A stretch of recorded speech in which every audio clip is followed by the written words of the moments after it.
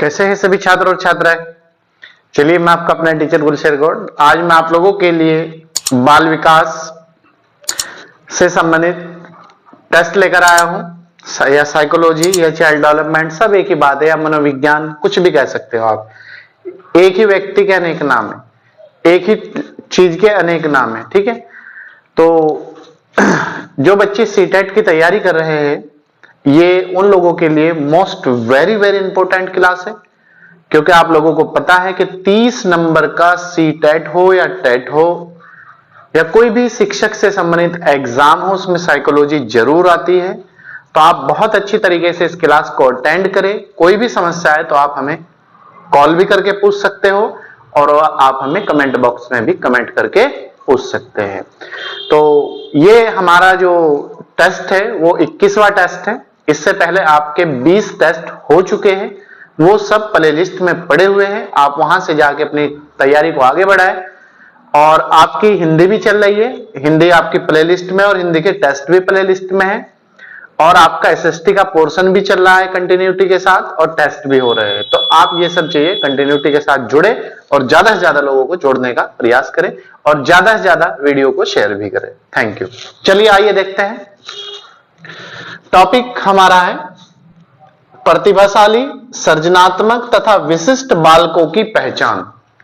मतलब प्रतिभाशाली बालक कैसे होते हैं, सृजनात्मक बालक कैसे होते हैं, और विशिष्ट बालकों की पहचान, विशिष्ट जो बालक होते हैं उनकी क्या पहचान है।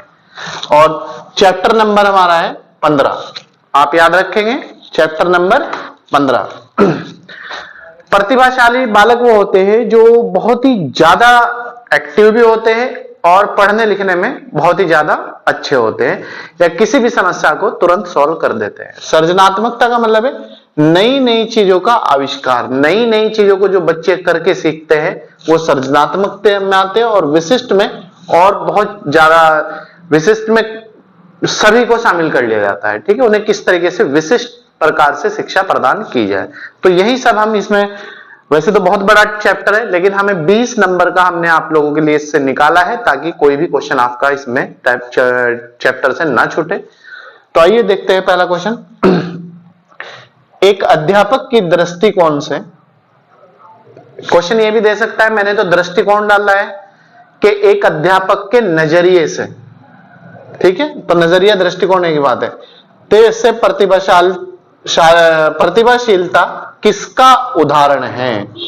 मतलब आप या मैं एज ए टीचर है, तो हमारी नजरों में या हमारी दृष्टिकोण में जो प्रतिभाशीलता है वो किसका उदाहरण है। ए ऑप्शन उच्च योग्यता,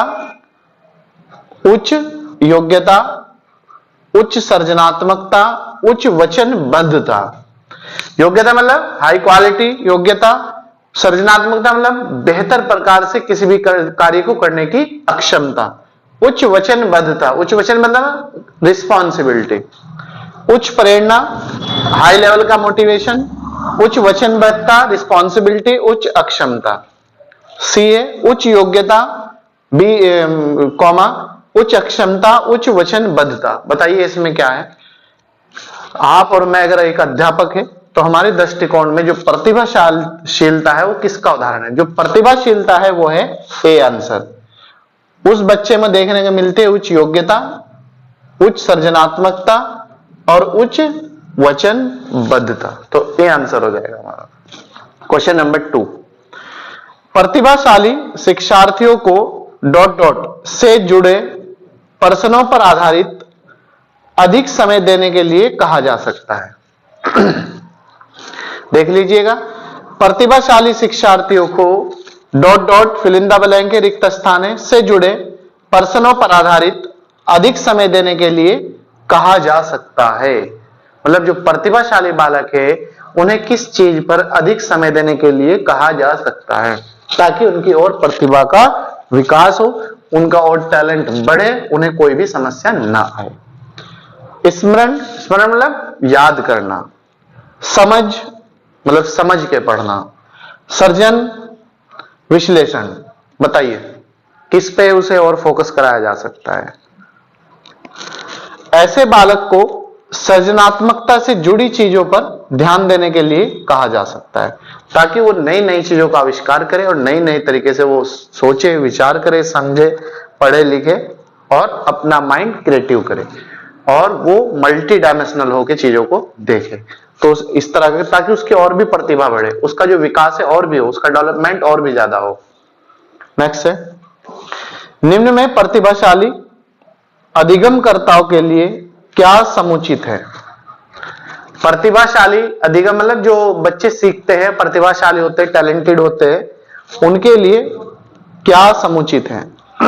ए, बुनियादी तौर पर उनकी मस्तिष्कीय शक्ति के कारण उनका विकास होता है, मतलब ग्राउंड लेवल पर उनका जो माइंडली विकास होता है, ये कह रहा पहला पॉइंट। बी, उच्च स्तरीय संवेदनात्मकता के कारण वे भी निम्न श्रेणी पा सकते हैं। ऐसा तो कुछ नहीं होता, जब वो बेहतर प्रतिभाशाली बालक है तो निम्न श्रेणी में कैसे आ जाएंगे, सोचने की बात है ना। सी, वे सदैव या हमेशा अन्य का नेतृत्व करते हैं, मतलब दूसरे बालकों का नेतृत्व करते हैं और कक्षा के अलावा उत्तरदायित्व ग्रहण करते हैं, मतलब कक्षा के बाहर भी वो रिस्पॉन्सिबिलिटी को निभाते हैं। इसमें जो राइट आंसर है वो है हमारा निम्न में प्रतिभाशाली अधिगमकर्ताओं के लिए क्या समुचित है, इसमें है बी आंसर, उच्च स्तरीय संवेदनात्मकता के कारण वे भी निम्न श्रेणी पा सकते हैं। ठीक है,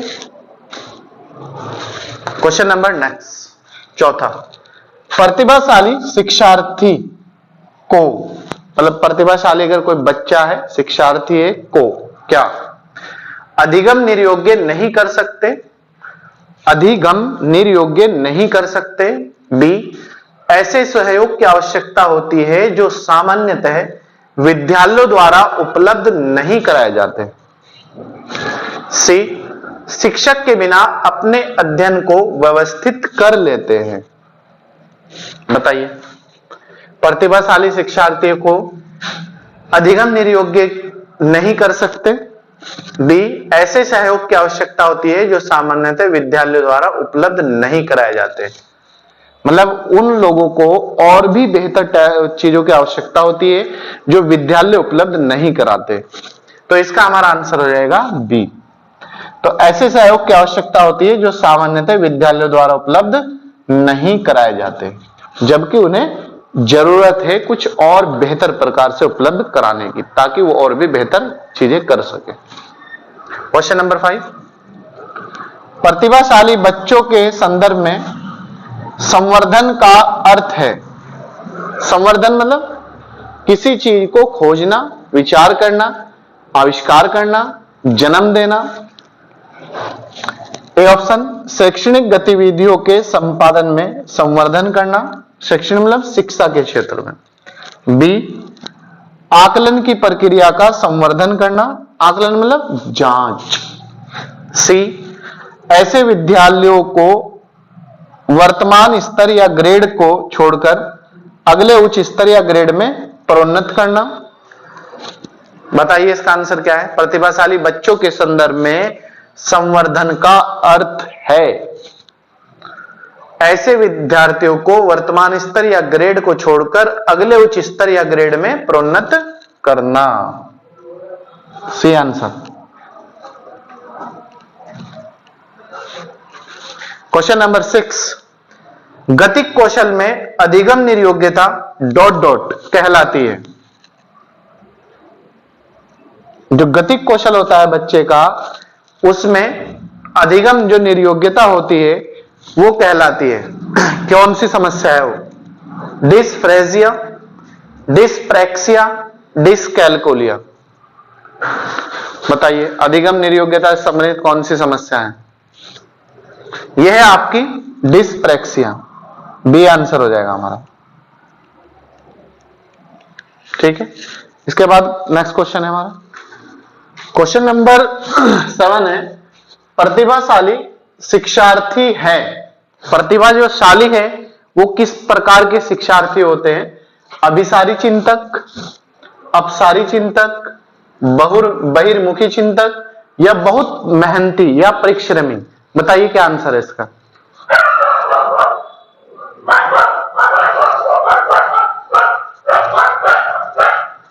प्रतिभाशाली जो शिक्षार्थी होते हैं वो होते हैं अपसारी चिंतक।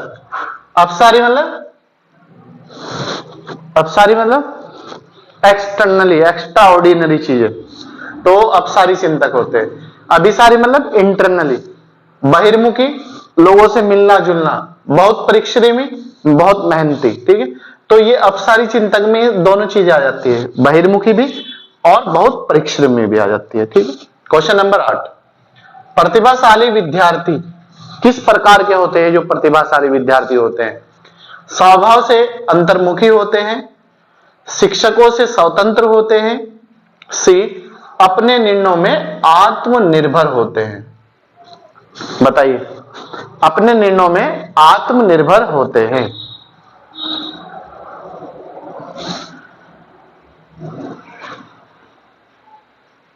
ये होते हैं प्रतिभाशाली विद्यार्थी, अपने निर्णयों में आत्मनिर्भर, सेल्फ डिसीजन ले लेते हैं, किसी भी चीज पे यस नो का खुद डिसीजन ले लेते हैं, क्योंकि इनके अंदर टैलेंट होता है चीजों का।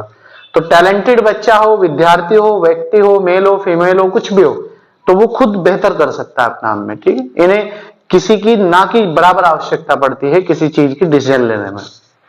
क्वेश्चन नंबर 9, प्रतिभाशाली विद्यार्थियों के लिए निम्न में कौन सी गतिविधि सर्वाधिक उपयुक्त है? बताइए, प्रतिभाशाली विद्यार्थियों के लिए निम्न में कौन सी गतिविधि सबसे अधिक उपयुक्त मतलब बेहतर है, अच्छी है?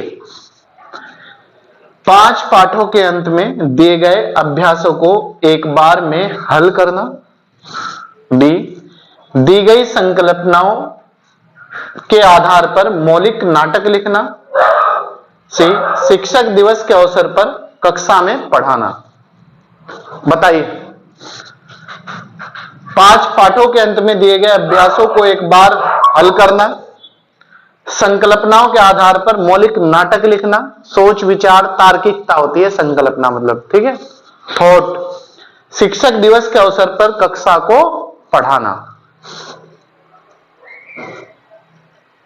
प्रतिभाशाली विद्यार्थियों के लिए सबसे जो अच्छी चीज है वो है दी गई संकल्पनाओं के आधार पर मौलिक नाटक लिखना, बी आंसर। ठीक है, क्वेश्चन नंबर 10, प्रतिभाशाली बच्चे, प्रतिभाशाली जो टैलेंटेड बच्चे होते हैं वो है क्या? ए ऑप्शन, सामान्यतः शारीरिक रूप से कमजोर होते हैं, अपने शिक्षकों को पसंद नहीं करते, मानव के लिए महत्वपूर्ण किसी भी क्षेत्र में स्वभावतः या संभवतः अच्छा निष्पादन करते हैं, मतलब कुछ अच्छा बेहतर करते हैं।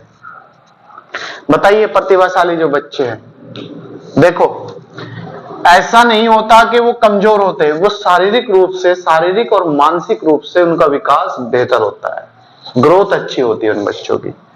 अपने शिक्षकों को वो पसंद करते हैं, ऐसा नहीं है कि पसंद नहीं करते, पसंद करते हैं। ठीक है, शिक्षकों से मिलजुल के रहते हैं, शिक्षकों से ज्यादा सीखते हैं, शिक्षकों को साथ में लेके आगे चलते हैं, और मानवता के लिए महत्वपूर्ण किसी भी क्षेत्र में, किसी भी फील्ड में एक नई नई चीजों की खोज करते हैं, चाहे वो मानवता के लिए हो, चाहे प्रकृति के लिए हो, चाहे किसी भी आविष्कार का हो। तो अच्छा निष्पादन मतलब अच्छा बेहतर रिजल्ट देते हैं। तो इसमें आंसर हो जाएगा हमारा मानवता के लिए महत्वपूर्ण किसी भी क्षेत्र में स्वभावतः अच्छा निष्पादन करते हैं। क्वेश्चन नंबर 11, सृजनात्मकता मुख्य रूप से ... से संबंधित है, मतलब जो सृजनात्मकता है वो मुख्य रूप से किस चीज से संबंधित है? बताइए, मॉडलिंग से, अनुकरण से, अपसारी चिंतन, अपसारी को बहुविध भी कहते हैं, मल्टी डायमेंशनल चिंतन। ठीक है, बताइए।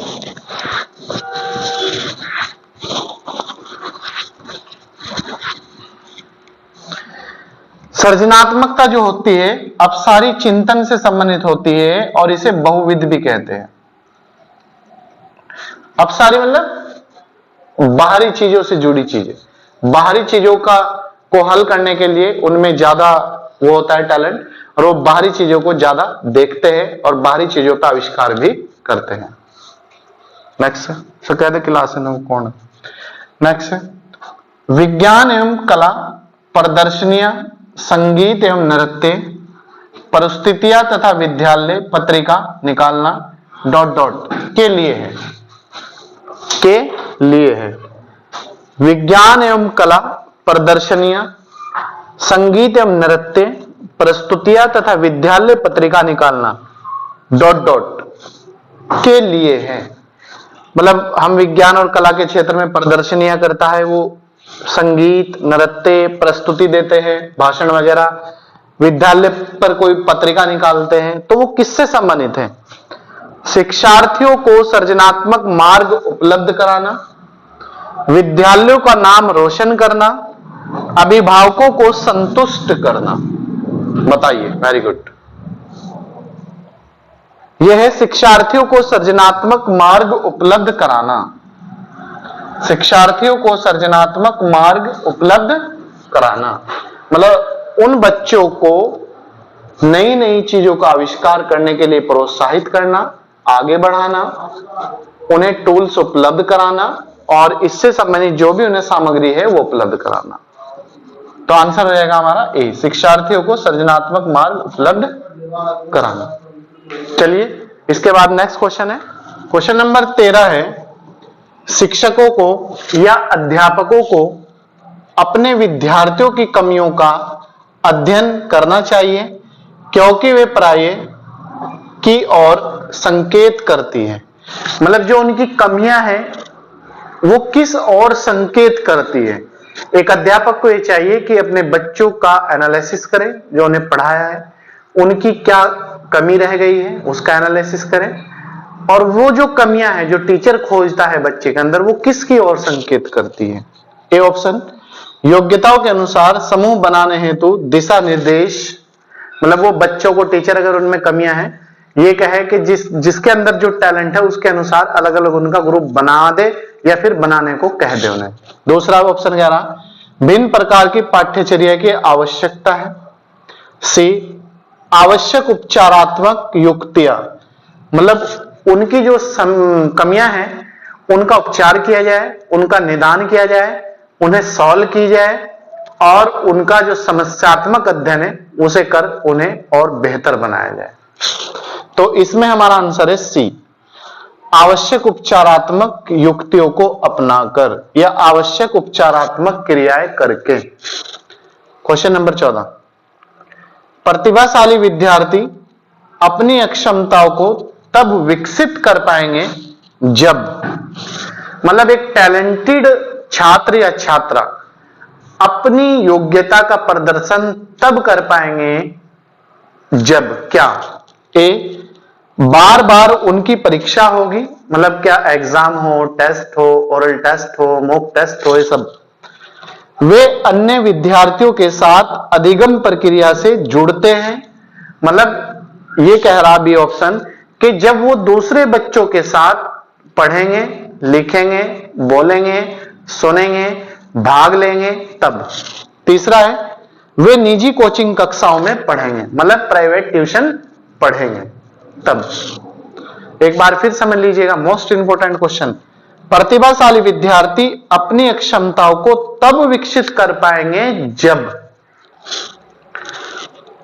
जब करेंगे वे अन्य विद्यार्थियों के साथ अधिगम प्रक्रियाओं से जुड़ते हैं, मतलब अन्य बच्चों के साथ पढ़ेंगे, लिखेंगे, सोचेंगे, विचारेंगे, खेलेंगे, उनसे बोलेंगे, बातचीत करेंगे तब। ठीक है। क्वेश्चन नंबर 15, प्रतिभाशाली होने का संकेत नहीं है। संकेत नहीं पूछा, नहीं पूछा, नहीं है। सृजनात्मक विचार, दूसरों के साथ झगड़ा, अभिव्यक्तियों में नवीनता, जिज्ञासा। संकेत नहीं है दूसरों के साथ झगड़ा, ये प्रतिभाशाली एक टैलेंटेड छात्र का काम नहीं होता। टैलेंटेड छात्र होता है सृजनात्मक विचार, नई नई चीजों का खोज, नई नई बातों का निर्माण, नए नए तरीके से अपनी पढ़ाई को ढूंढना। दूसरा, अभिव्यक्तियों में नवीनता, मतलब जो उसकी मौलिकता है, जो उसकी सोच है, विचार है, थिंकिंग है, उसे बेहतर बनाना। जिज्ञासा, मतलब किसी चीज के प्रति उसकी कुछ बेहतर करने की इच्छा, कोई नया आविष्कार, ठीक है, ये आंसर इसका नहीं हो सकता। क्वेश्चन नंबर 16, निम्न में कौन सा व्यक्तिगत विभिन्नता का प्रकार नहीं है? कौन सा एक ऐसी चीज है जो व्यक्तिगत विभिन्नता का प्रकार नहीं है? व्यक्तित्व में विभिन्नता, ऊंचाई में विभिन्नता, उपलब्धि में विभिन्नता और अभिवृत्ति में विभिन्नता। इसका जो आंसर है वो है ऊंचाई में विभिन्नता। ऊंचाई अलग अलग हो सकती है, इससे कोई ताल्लुक नहीं है। जबकि संबंध अगर है व्यक्तित्व में विभिन्नता, अलग अलग व्यक्तित्व हो सकता है हर बच्चे का, हर छात्र का। उपलब्धि अलग अलग हो सकती है, कोई अच्छे अंक ला सकता है, कोई कम ला सकता है, कोई बहुत कम ला सकता है। अभिवृत्ति मतलब उसकी सोच और विचार में बेहतर, तो ये इसका नहीं हो सकता। क्वेश्चन नंबर 17, वंचित बालक निम्न में से किसे कहा जा सकता है? एक वंचित जो बालक होता है वो किसे कहा जाता है? सामाजिक रूप से वंचित बालक, आर्थिक रूप से वंचित बालक, पिछड़ा बालक या फिर कोई नहीं? वंचित जो कहा जा सकता है वो कहा जा सकता है पिछड़े बालक को। अगर पिछड़ा बालक है तो वो हर चीजों से वंचित रहता है।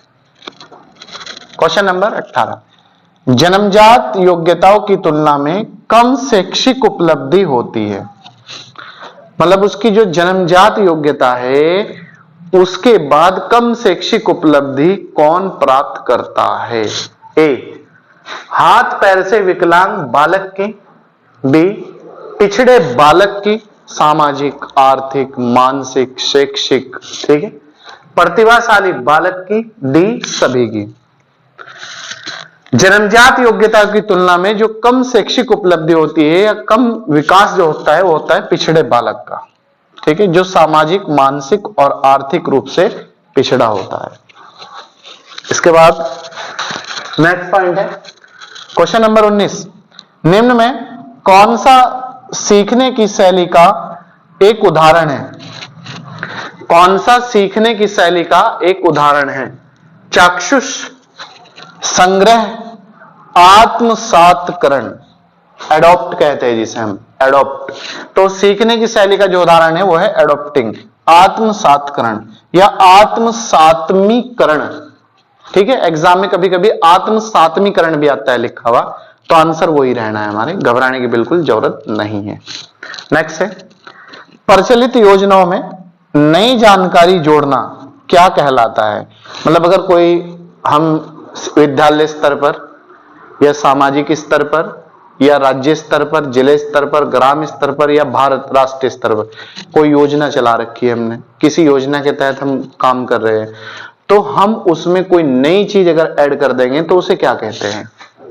समायोजन, संगठन, आत्मसातकरण, बताइए। उसे कहते हैं आत्मसातकरण, सी आंसर, ठीक है। तो ये थी प्यारे छात्र और छात्राओं और दोस्तों आज की हमारी क्लास, जो साइकोलॉजी से संबंधित मैंने आपको चैप्टर नंबर 15 से टॉप 20 क्वेश्चन निकाल के और बनाकर लाया हो आप लोगों के लिए, ताकि आप लोगों को एग्जाम में आसानी हो सके, सुविधा हो सके, आप लोगों को ज्यादा परेशान होने की जरूरत नहीं है। तो ज्वाइन करिएगा हमारी टेस्ट सीरीज सीटेट, बाल विकास, साइकोलॉजी, चाइल्ड डेवलपमेंट या शिक्षा शास्त्र, ठीक है। और बाकी आप जुड़े रहिएगा, भाषा का क्लास भी चल रही है, मैंने आपको पहले बता दिया, टेस्ट भी चल रहे हैं, प्लेलिस्ट में जाकर पढ़ें, एसएसटी के टेस्ट और क्लास भी कंटिन्यूटी के साथ चल रही है। तो आप ज्वाइन करें हमारे विनायस कैंपस यूट्यूब चैनल को, और इसे ज्यादा से ज्यादा लाइक, शेयर और सब्सक्राइब करें। और अगर आप हमारे नए हैं और या पुराने हैं तो आप लोग ज्यादा से ज्यादा लोगों को जोड़ने का प्रयास करें। चलिए मिलते हैं आपसे नेक्स्ट वीडियो के साथ, नेक्स्ट क्लास के साथ, नेक्स्ट एनर्जी के साथ। तब तक आप बने रहिएगा और अपना बहुत ख्याल रखिएगा। Thank you.